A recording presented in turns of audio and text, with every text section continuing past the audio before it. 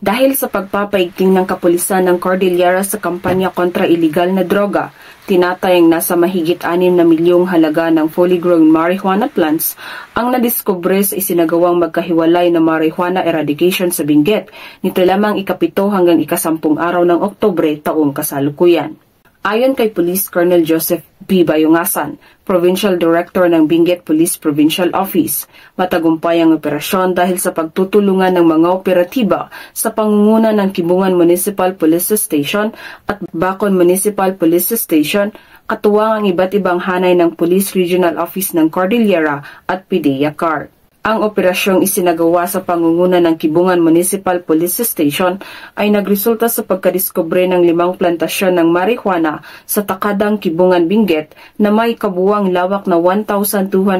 square meters, may tanim na tinatayang 6,550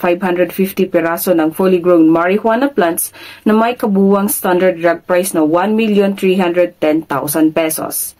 Samantala, nagresulta naman ang operasyong isinagawa sa pangunguna ng Bacon Municipal Police Station sa pagkadiskubre ng 4 na plantasyon ng marijuana sa Cayapa, Bacon, Benguet na may kabuwang lawak na 3,540 square meters na may tanim na mahigit kumulang 25,920 piraso ng fully grown marijuana plants na may standard drug price na 5,180,000 pesos.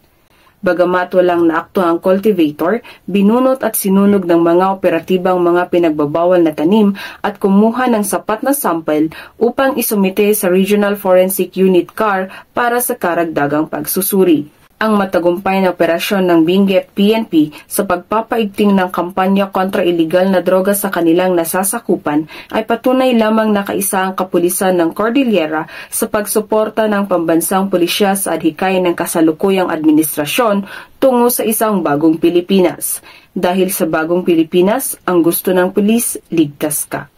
Mula dito sa rehiyon ng Cordillera, ako ang iyong PNN correspondent, Patrolwoman Jomaline Kakanindin, alagad ng batas, tagataguyod ng Balitang Pulis.